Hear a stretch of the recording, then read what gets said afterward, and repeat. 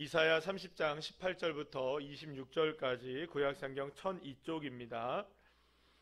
이사야 30장 18절부터 26절까지의 말씀을 우리 다 같이 함께 합독하시겠습니다.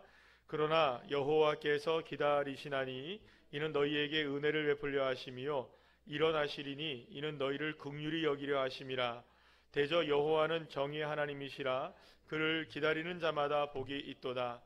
시온에 거주하며 예루살렘에 거주하는 백성아, 너는 다시 통곡하지 아니할 것이라. 그가 내 부르짖는 소리로 말미암아 내게 은혜를 베푸시되 그가 들으실 때에 내게 응답하시리라.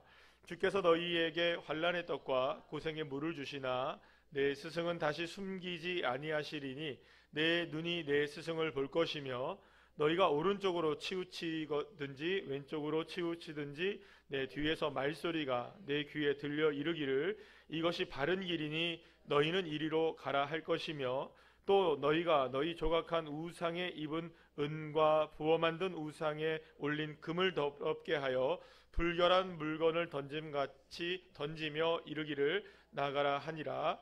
내가 땅에 뿌린 종자에 주께서 비를 주사 땅이 먹을 것을 내며 곡식이 풍성하고 기름지게 하실 것이며 그날에 내 가축이 광활한 목장에서 먹을 것이요 바가는 소와 어린 나귀도 기와 쇠스랑으로 까부르고 맛있게 한 먹이를 먹을 것이며 크게 사륙하는 날 망대가 무너질 때에 고산마다 줄령마다 그 뒤에 개울과 시냇물이 흐를 것이며 여호와께서 자기 백성의 상처를 싸매시며 그들의 맞은 자리를 고치시는 날에는 달빛은 햇빛 같겠고 햇빛은 7배가 되어 7날의 빛과 같으리라. 아멘.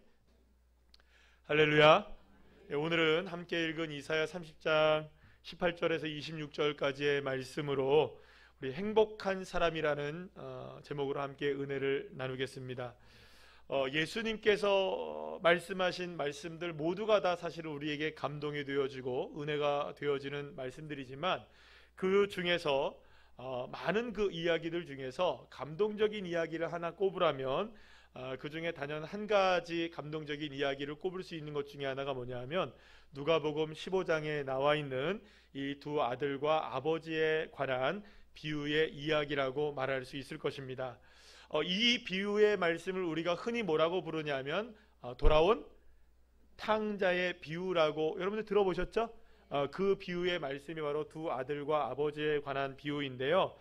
이 비유의 말씀이 감동적인 이유는 집을 나간 둘째 아들이 허랑방탕하게 자신의 아버지에 물려준 유산 있잖아요. 그 유산을 가지고 떠났다가 허랑방탕하게 다 탕진하고 돼지가 먹는 주엽 열매를 먹으면서 그 살다가 아버지 집을 생각하게 되었고 아버지 집을 돌아왔기 때문에 사실은 이렇게 뭐랄까요, 정말로 감동적인 이야기다라고 말할 수 있겠지만 그보다 사실은 더 감동적인 이유는 우리가 무엇이라고 볼 수가 있냐면 그러한 아들을 끝까지 인내하고 기다리면서 그 아들이 돌아오기만을 기다리면서 그 아들이 돌아왔을 때 아무런 말씀 없이 말 없이 그저 그 아들을 어떻게 하셨습니까? 아버지는 품어주시고 사랑해주시고 용납해 주었던 그 기다리신 아버지의 모습이야말로 너무나 감동적인 모습이 아닌가라는 생각을 하게 됩니다. 자, 그런데 이 비유의 말씀에는요, 집을 나갔다가 다시 돌아온 둘째 아들뿐만 있는 것이 아니라 아버지와 늘 함께 살고 있으면서도 아버지에게서 이미 마음이 떠나서 아버지와 살고 있지만 사실은 살고 있는 것 같지 않은 삶을 살고 있었던 또 다른 아들이 하나가 있었어요. 바로 첫째 아들이었는데요. 그 아들도 이 비유의 말씀에 함께 등장하는 것을 보게 됩니다. 어찌 보면 집을 나갔던 둘째 아들만 탕자가 아니라 이들 모두, 그러니까 첫째 아들도 탕자라고 말할 수 있어요. 그러니까 여러분들 한번 생각해 보세요. 이 아버지의 마음은 어땠을까요? 두 아들 모두가 다 탕자의 모습으로 살아가고 있었으니 둘째 아들은 집 바깥에서 잃어버린 탕자였다면 사실은 첫째 아들은 집 안에서 잃어버린 탕자의 모습이었던 것이었습니다. 자, 그런데 놀라운 것은 아버지는 이러한 두 아들을 한결같은 마음으로, 변함없는 마음으로 끝까지 인내하면서 이 두 아들을 어떻게 하느냐? 기다리고 또 기다려 주었던 것입니다. 집을 나간 둘째 아들이 결국에는 이제는 돈도 다 써버리고 더 이상 이제 먹을 것도 없고 살 수 있는 힘조차 없게 될 때 결국 아버지를 다시 아버지 집에 가야겠다라고 생각해서 둘째 아들이 이제 아버지 집으로 돌아오게 됩니다. 그런데 이렇게 집 나간 둘째 아들을 기다리고 있었던 이 아버지는 둘째 아들이 집으로 돌아오자마자 말로 다 할 수 없는 은혜를 이 둘째 아들에게 베풀어 줍니다. 막 금가락지 막 끼워주고요, 옷 막 입혀주고, 그 다음에 돌아온 이 아들이 죽었다가 어떻게 해요? 살아 돌아왔다고 이야기하면서 아들을 위해서 잔치를 벌여주는 그 아버지의 모습이 보여지게 됩니다. 자, 그런데 여러분들, 이러한 아버지의 기다림은 둘째 아들만을 향한 것만은 아니었습니다.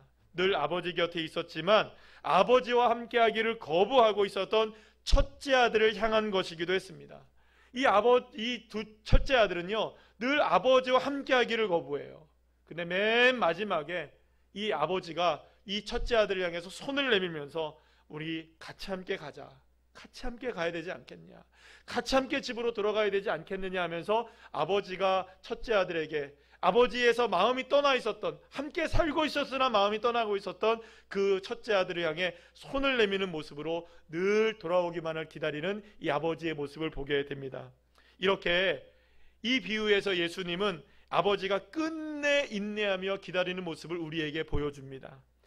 여러분, 그렇다면 여러분들, 이 아버지는 아들들의 이 잘못이 무엇인지를 몰랐을까요? 알았을까요?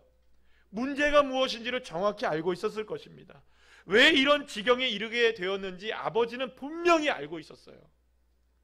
그런데 여러분들, 놀라운 것은 이 아버지는 그 어떤 것도 이 아들들에게 묻거나 따지거나 계산하지도 않고 그저 이 두 아들을 불쌍한 마음으로, 긍휼한 마음으로, 사랑의 마음으로 끝까지 마음을 다해 기다리고 또 기다리고 기다렸던 것이 누구의 마음이냐? 이 아버지의 마음이었던 것입니다.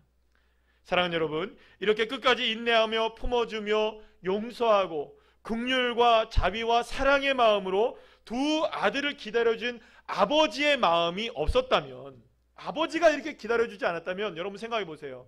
둘째 아들이 집을 돌아오면 어떻게 할까요? 여러분들, 다리몽댕이를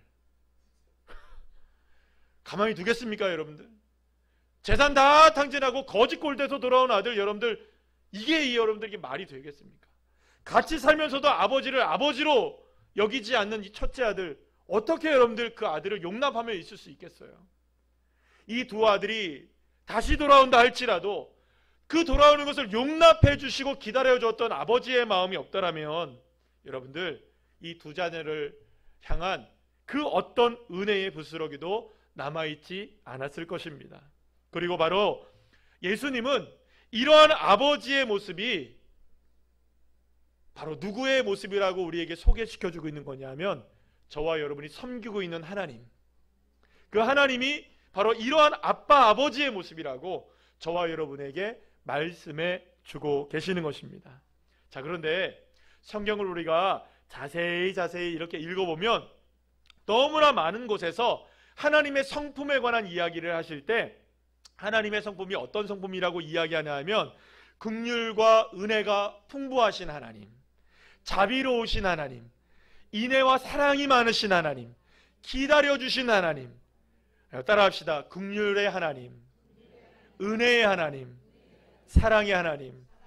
그 하나님의 놀라운 은혜가 얼마나 큰지를 성경 곳곳에 우리에게 쉽게 찾아낼 수 있도록, 우리가 찾지 못하여 그 하나님을 알지 못하는 것을 주님이 혹시라도 그렇게 될까봐 성경의 많은 곳에 하나님의 은혜와 사랑, 자비와 긍휼의 그 하나님의 모습들을 우리에게 곳곳에 새겨놓고 적어놓으시고 우리에게 알려주고 계신 것을 보게 됩니다. 그리고 하나님의 긍휼과 은혜가 얼마나 놀라운 인내와 기다림으로 나타나고 있는지를 보여주는 한 사건이 있는데요, 그 사건이 바로 다음에 제가 소개시켜드릴 바로 이 사건이었습니다.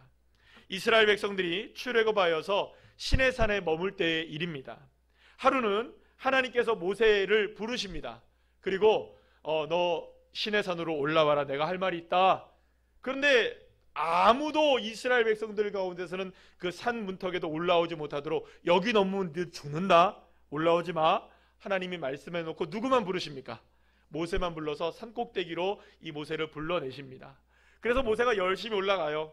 그랬더니 하나님께서 무엇을 말씀해 주시느냐? 그 유명한 10계명을 말씀해 주십니다. 하나하나 말씀해 주시는 거야. 나 외에 다른 신을 섬기지 마라, 우상을 만들지 마라, 형상을 만들지 마라, 안식일을 지켜라, 얘기를 하십니다.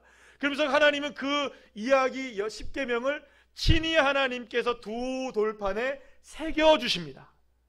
그리고 그 두 돌판을 새겨주셔서 그 두 돌판을 이제 모세가 다 가슴에 품고 이제 내려오게 돼요. 그런데 그렇게 하나님의 말씀이 시내산 위쪽에서 10계명을 통하여서 모세에게 선포되어지고 그것이 두 돌판에 새겨지고 있을 그때에 여러분, 산 아래에서 어떤 일이 벌어지고 있는지 몰랐던 모세, 어떤 일이 벌어지고 있었을까요? 산 아래에서는 와, 이거 도대체 우리 지도자인 모세는 도대체 왜 아직 안 내려오는 거지? 하나님은 어디 계신 거지? 그러면서 막 사람들이 이렇게 막 두려워하기 시작하자. 야, 우리 함께 하나님을 한번 만들어 보자, 우리가 섬길 신을 한번 만들어 보자. 그러면서 여러분들 금붙이 다 빼, 금리빨 팔아요, 뭐 다 빼. 그래가지고 뭘 하느냐?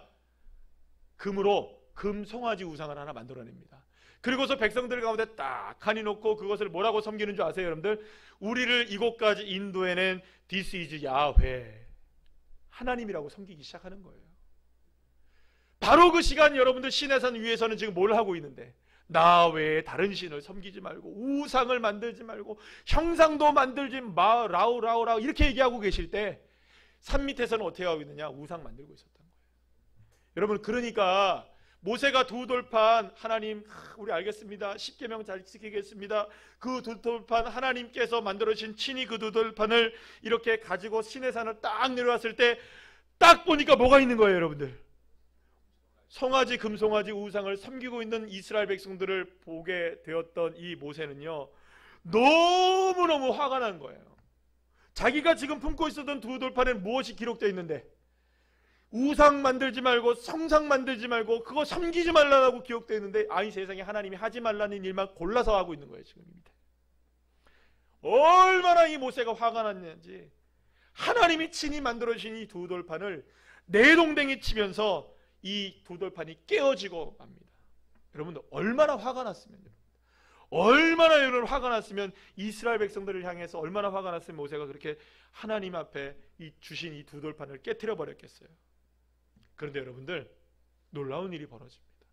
하나님이 흥분하고 화나 있었던 이 모세를 진정시키십니다. 오히려 진정시키세요. 야, 너 그러지 말고 다시 한번 올라와라, 시내산에 다시 올라와라.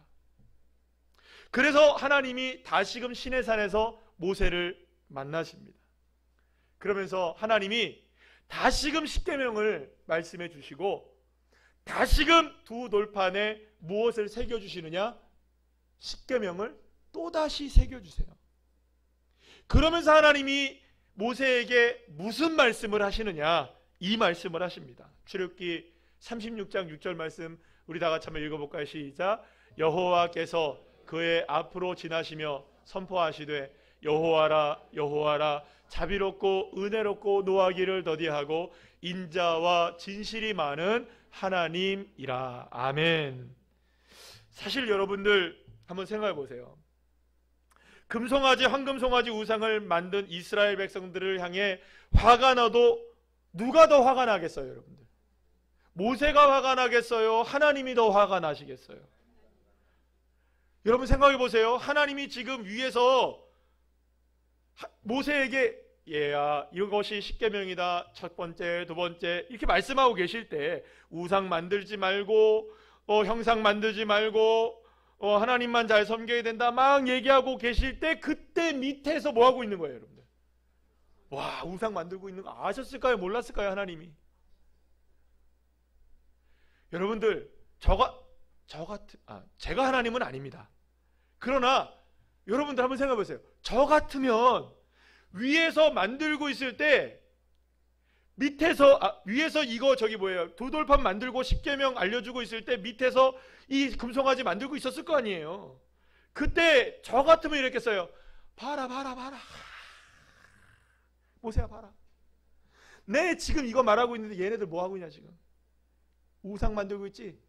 확 그냥 가가지고 그거 만들고 있는 손모가지를 발모가지 확 그냥 어떻게 해버려야 될까요? 저 같으면 확 그냥 그렇게 하실 텐데 하나님이 그러지 않으시고 모세를 다시 불러놓으셔서 또다시 십계명을 전해주시고 또다시 십계명 두돌판을 만들어주시면서 뭐라고 말씀하시느냐. 모세야, 나는 은혜의 하나님이고 노하기를 더디하고 인자가 많고 자비롭고 사랑의 하나님이란다. 나는 자비의 하나님이란다. 나는 은혜의 하나님이란다. 나는 긍휼의 하나님이란다. 나는 사랑의 하나님이란다. 나는 인자한 하나님이란다. 나는 기다리는 하나님이란다. 참고 인내하는 하나님이시란다. 사랑하는 여러분, 하나님이 하지 말라고 하는 우상을 만들어버린 이스라엘의 잘못을 아시면서도 하나님은요, 탕자가 되어버린 두 아들을 그저 말없이 품어주시고 기다려주었던 이 아버지의 마음과 같이 이스라엘 백성들의 잘못을 아시면서도 그들의 잘못을 아시면서도 긍휼과 사랑으로 끝까지 품어주시고 인내해주시고 기다려주셨던 분이 누구시냐? 여호와 하나님이셨던 것입니다.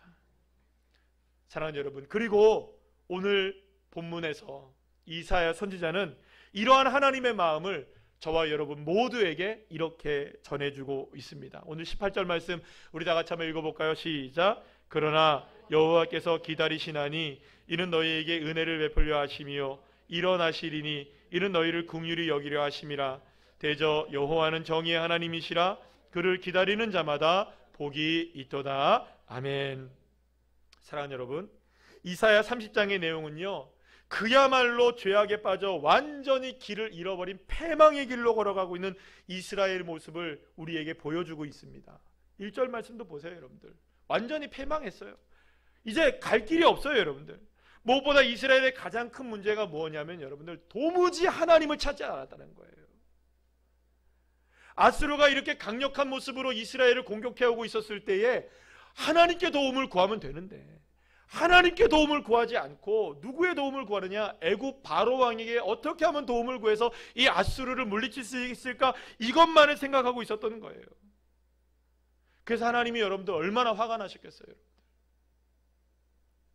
그래서 이러한 이스라엘에게 다가올 미래에 대해서 여러분들 하나님 말씀하시는데 정말로 암담한 모습입니다. 여러분 이사야 30장 우리 13절 말씀 읽어볼까요? 시작. 이 죄악이 너희에게 마치 무너지려고 터진 담이 불쑥 나와 순식간에 무너짐같이 되리라. 사랑하는 여러분, 순식간에 무너질 수밖에 없는 상황 가운데 이루어진 거예요. 지금 조금만 더 있으면 뚝이 터지는 것처럼 담이 무너지는 것처럼 이스라엘 백성들은 무너질 상황, 심판의 날이 다가오고 있었던 거예요. 여러분들. 그렇다면 여러분, 사랑하는 여러분, 도대체 이렇게 무너지고 터져버릴 수밖에 없었던 이유가 어디 있었을까요? 그렇다면 여러분, 이스라엘은 이대로 망할 수밖에 없는 것일까요? 이스라엘이 회복될 수 있는 길은 없는 것일까요? 만약 여러분들 회복될 수 있다면 어떻게 해야 이 패역한 이스라엘 백성들이 다시금 하나님의 자녀로 회복될 수가 있는 것일까요? 이사야 선지자는요, 그 길이 오직 딱 하나밖에 없다고 얘기합니다. 무엇이냐? 하나님을 기다리는 것밖에 없다. 긍휼과 자비와 은혜와 사랑의 하나님, 그 하나님을 기대하며 기다리는 것밖에는 없다고, 그것밖에는 이스라엘이 회복될 수 있는 방법이 없다고 이사야 선지자는 이스라엘 백성들에게 얘기하고 있고 오늘 우리에게 이야기하고 있는 것입니다. 자, 그런데 이사야 선지자는요, 하나님의 은혜와 긍휼과 자비하심을 기다리는 자마다 어떻게 되어지느냐? 따라합시다. 복을 받는다. 복이 있다라고 말씀하고 있어요. 자, 그런데 여기서 말하는 복, 여러분 히브리어로 에쉐르라는 단어인데 한번 따라해 봅시다. 에쉐르. 에쉐르라는 단어인데요. 이 복이라고 해석되는 이 그 에쉐르는 실제로 이제 물론 복이라는 단어이긴 하지만 어떤 단어로 쓰이는 것이 훨씬 더 합당하냐 하면 따라합시다. 행복. 여러분, 복과 행복은 약간 좀 다른 차원인 것 같아요. 뭐냐 하면 복은 조금 소유의 개념을 갖고 있어요. 아, 무엇을 내가 갖고 있으면 복 받았다 이렇게 얘기하죠. 근데 행복은 그 복을 누리고 있는 상태를 이야기한다고 볼 수가 있어요. 뭐 예를 들어 이런 겁니다. 여러분들 진수성찬이 차려져 있어요. 이번에 뭐 추석 맞이하셔서 음식 맛있는 거 많이 드셨죠? 근데 여러분들 진수성찬을 먹으면서도 행복하지 않을 수 있죠. 불행할 수 있어요. 그런데 여러분들 그거 아시죠?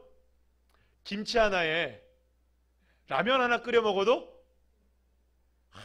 갑자기, 그죠?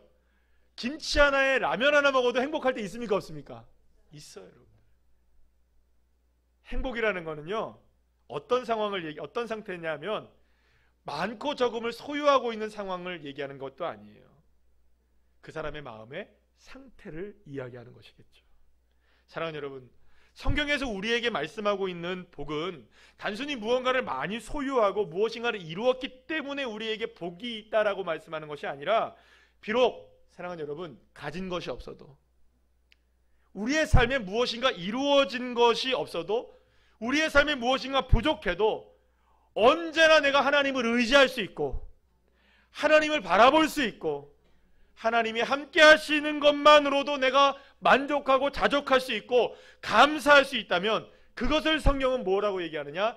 행복한 사람이다 라고 말씀하고 있는 거예요. 그리고 시편 여러분 1편 너무나 잘 아시죠?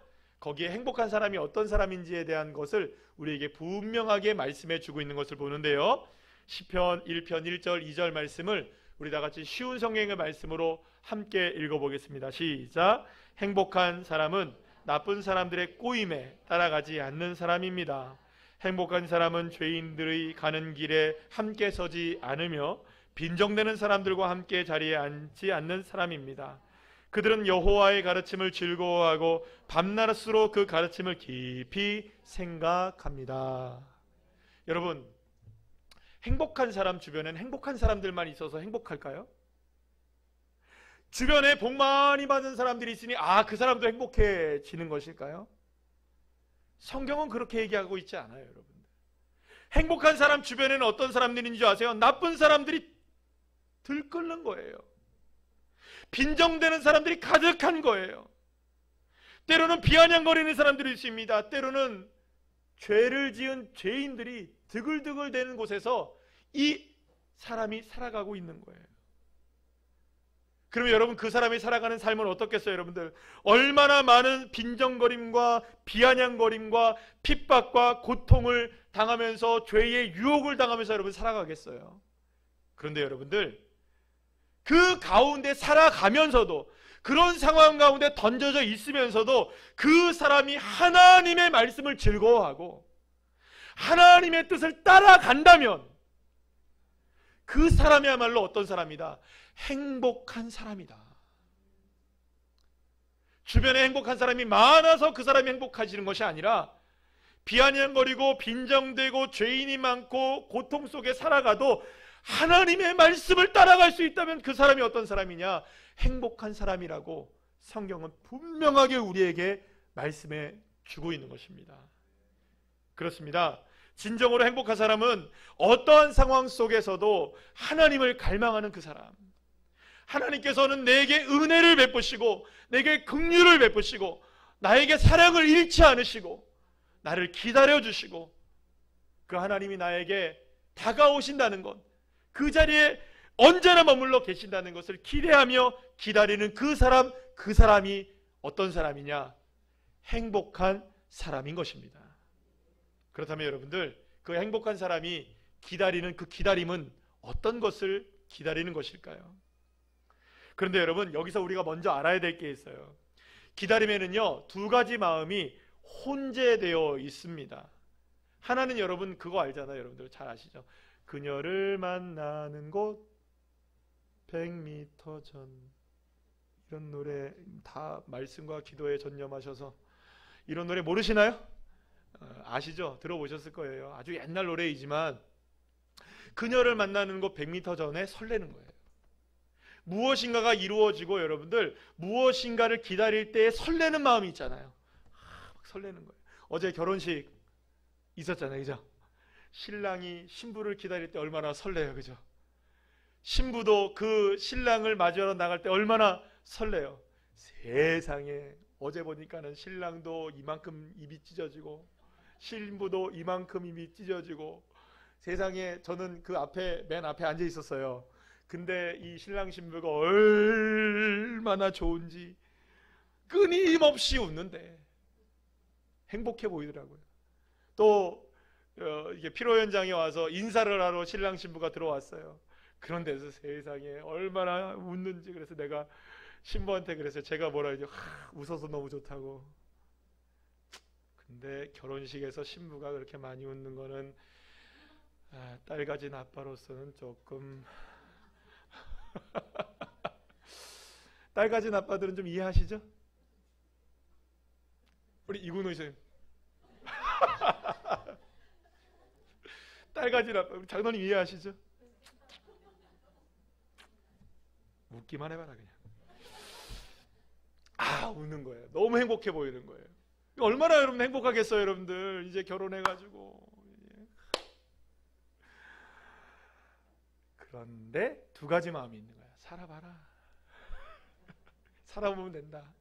살아보면 안다. 그런 마음이 있잖아요. 여러분 보세요. 한 가지 마음은 설레는 마음이에요. 그런데 그 기다림 속에는 어떤 마음이 또 하나의 혼재되는 마음이냐면 무슨 일이 일어나는 거 아닐까? 혹시 안 되면 어떡하지? 혹시 이게 문제가 생기면 어떡하지? 이거 내가 포기해야 되는 건 아닐까? 정말로 이루어지는 것일까? 여러분 의심이 몰려오기도 하고요. 혼란한 마음이 들기도 하고 혼돈이 막 사람을 휘어잡으면요. 이 기다림 속에서 설레임만 있는 것이 아니라 두렵고 떨리는 마음이 얼마나 많은지 몰라요. 사랑하는 여러분, 그런데 하나님은 우리의 이 모든 마음을 다 알고 계신다는 거예요.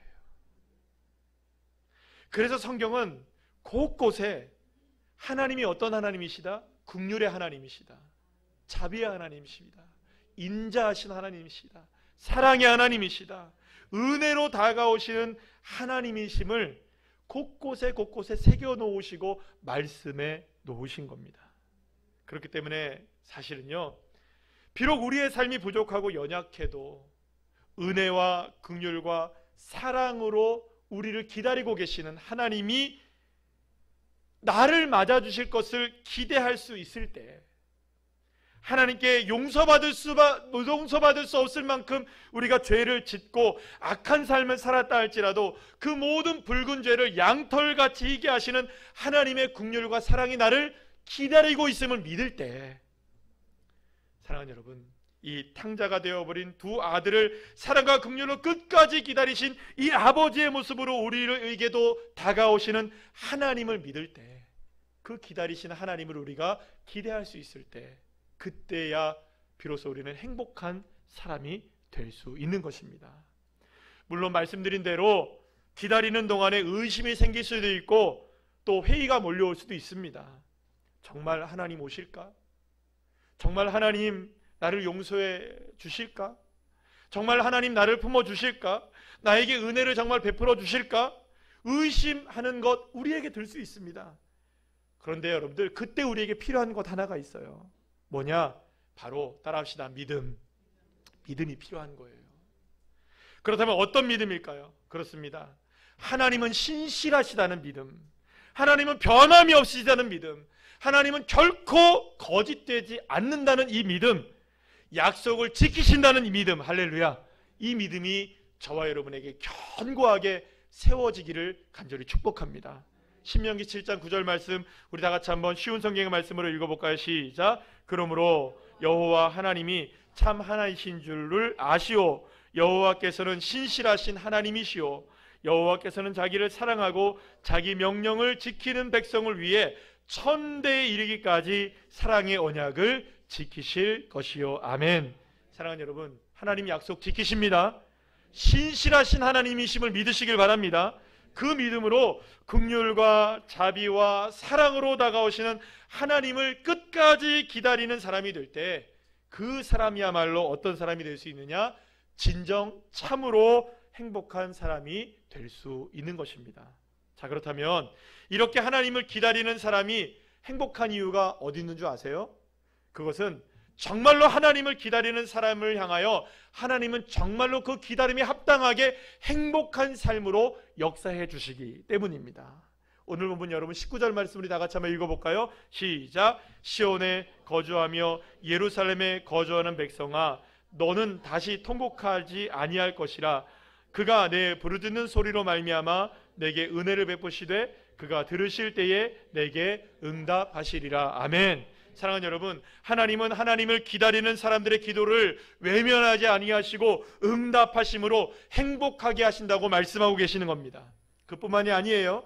하나님은 풍요로운 삶으로 회복시켜 주시겠다고, 행복하게 해주시겠다고 말씀하시는데 오늘 보면 26절 말씀 여러분들 함께 읽으시기 바랍니다. 시작. 여호와께서 자기 백성의 상처를 싸매시며 그들의 맞은 자리를 고치시는 날에는 달빛이 햇빛 같겠고 햇빛은 7배가 되어 7날의 빛과 같으리라. 아멘. 사랑하는 여러분, 얼마나 기쁜 소식입니까?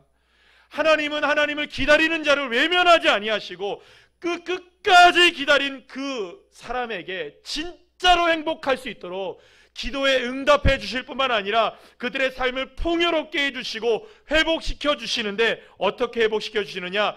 7배 빛나는 빛으로. 할렐루야. 7배 빛나는 빛으로 우리에게 갚아주시리라. 할렐루야. 이 얼마나 놀라운 은혜입니까? 여러분, 그런데 아시죠? 이스라엘 백성들은 어떤 백성들이었습니까? 이스라엘 백성들, 여러분들, 이 이스라엘 백성들이 애굽에서 나오자마자부터 사실은 어때요, 여러분들? 늘 말썽이었어요. 늘 말썽이었어요. 늘 문제투성이었어요. 가나안 땅에 들어가서는 어땠습니까, 여러분들? 아예 대놓고 하나님 섬기지 않고 누구를 섬깁니까? 바알을 섬기고 우상을 섬기고, 이거는 뭐 분간을 못하며 살아가는 거예요. 그런데 여러분, 하나님은 어떠셨어요? 그때마다 징계를 하시긴 하셨어요. 그러나 여러분들, 징계 중에서도 끝내 하나님이 어떻게 하시나요, 여러분들? 참아주시고 또 참아주시고 또 기다려주시고 또 인내하시면서 누가 돌아오기만을, 이스라엘 백성들이 돌아오기만을 기다리는 건 아니겠어요, 여러분들? 이스라엘 백성들이 지금 멸망의 문턱 앞에 서 있음에도 불구하고 하나님이 이 말씀을 왜 하시겠어요, 여러분들? 나 너희들 기다리고 있다. 내 너희들 돌아오기만을 기다리고 있다. 내 너희를 회복시켜 줄 것이다. 7배 밝은 빛으로 너희들을 인도해 줄 것이다. 그러니 제발 돌아와라. 제발 회복되기를 원한다. 주님을 바라보길 원한다. 세상의 것으로 행복한 것이 아니라 하나님 한 분 바라보면서 행복한 인생 되기를 바란다. 그 기다림이 행복해지는 사람이 되기를 주님이 원하시고 계시는 것입니다. 저희 어머니께서 한 아이의 아빠가 되어서 장성한 저를 보시면서도 늘 어린 시절에 관한 이야기 하나를 하신 적이 많았어요. 그것이 이제 어떤 이야기였냐면, 해질 무렵에 버스 정류장에서 일을 마치고 돌아오는 그 엄마를 기다리는 7살 막내 아이에 관한 이야기였는데요. 저희 어머님 늘 언제나 그 말씀을 많이 하셨어요. 이른 아침에 저희 어머니는 일찍이 집을 나서십니다. 그래서 이제 우유 배달을 하시러 나가셨어요. 버스를 타고 저 다른 동네로 가십니다. 그럼 형과 누나는 이제 학교를 가니까 없고, 할머니 그때 계셨지만 할머니 하루 종일 있어봐야 뭐 재미가 있나요? 저는 뭐 그때 당시에 여러분들 저는 학력이 좀 약해요. 유치원을 졸업을 못했어요. 제가 학력이 좀 부족합니다. 여러분 이해해 주시고, 유치원에서 배우지 못한 것들이 많아가지고. 그래 여러분, 혼자 지내다 보니 얼마나 외로웠겠어요. 심심했겠어요. 그러다 보니까 누구 오기만을 기다릴까요, 여러분들? 누나나 형이, 동생 여러분들 놀아줄까요, 안 놀아줄까요? 안 놀아주죠. 그러니까 혼자 있으니까 늘 언제나 엄마 빨리 오기만을 기다리기 위해서 그래도 조금이라도 엄마 빨리 만나려고 제가 이제 마중 나갔던 거죠, 엄마를. 그리고 여러분들 아시나, 옛날 그 버스 정류장은 이렇게 밑에 시멘트를 이렇게 그냥 만들어 놓고 그냥 파이프 하나 이렇게 세워 놓고 이렇게 버스 서 있는 거 기억하시면 굉장히 연식이 오래되신 분들 70년대 뭐 이야기니까. 그러니까 뭐 그때 이제 엄마를 이렇게 기다리면서 제가 아직도 기억나는 게 뭐냐면 뭐 그 파이프를 붙잡고 뺑뺑 돌기도 하고 그 시멘트 위에 앉아 있기도 하면서 여러분들 그때 엄마를 기다리는 거예요.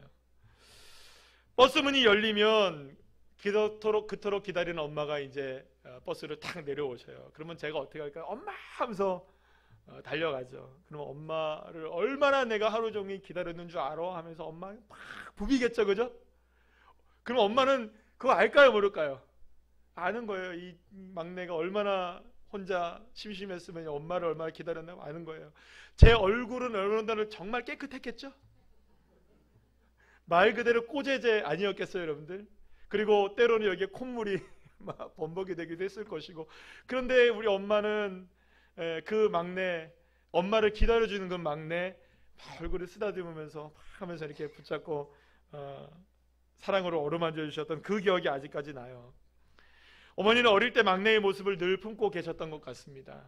만날 때마다 그때마다 그 이야기를 했던 기억이 아직도 이제 나요. 아마도 어머니가 사셨던 그때의 삶의 무게가 참 어려웠던 시기였던 것 같아요. 그런데 여러분들 그 어려울 때였지만 어쩌면은 막내를 바라보면서 그때를 생각해 보면 제가 장성을 했지만 하나의 아빠가 되었지만 여전히 그때의 행복한 모습, 이 막내 아주 꼬맹이였던 막내를 그렇게 만났던 행복한 모습을 기억하고 있었던 것 같고요. 저 역시 지금도 역시 7살 때의 그 모습은 참으로 행복한 모습으로 저에게 기억이 남아 있습니다. 사랑하는 여러분, 7살 꼬마 아이를 행복하게 했던 시간은 엄마를 기다리는 바로 그 시간이었어요.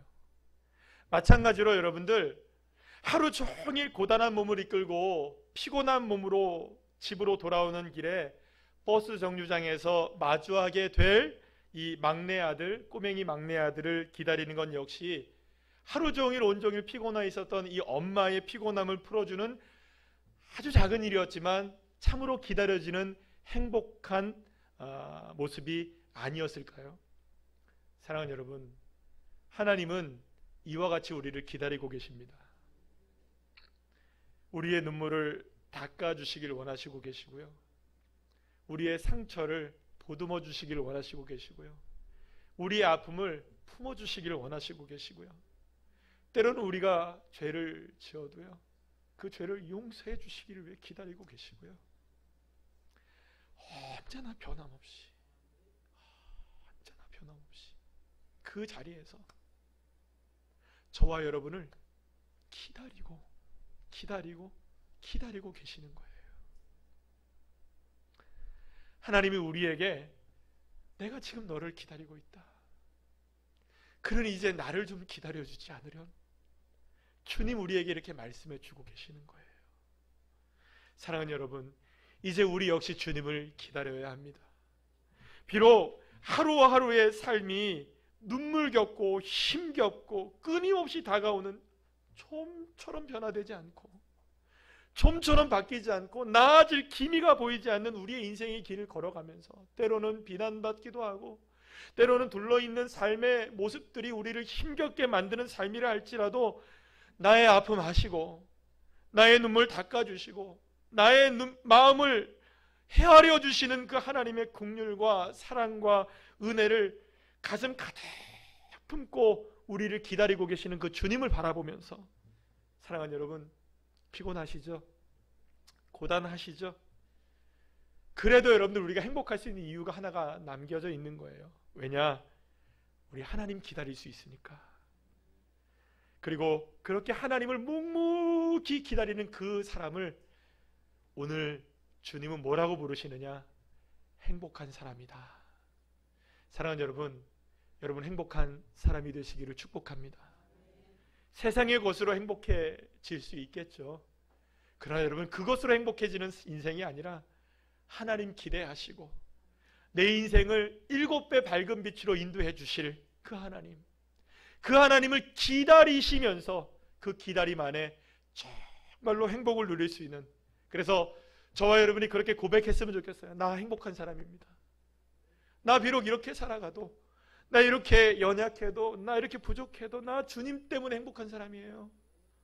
이렇게 고백할 수 있는 그런 믿음의 사람들 한 분 한 분 다 되셔서 정말 하나님께서 역사하시고 응답하시고 7배의 밝은 빛으로 축복해 주시는 그 놀라운 축복을 정말로 누리게 되는, 진짜 주님을 기다리는 행복을 누리는 귀한 자녀들 한 분 한 분들 다 되시기를 간절히 축복합니다.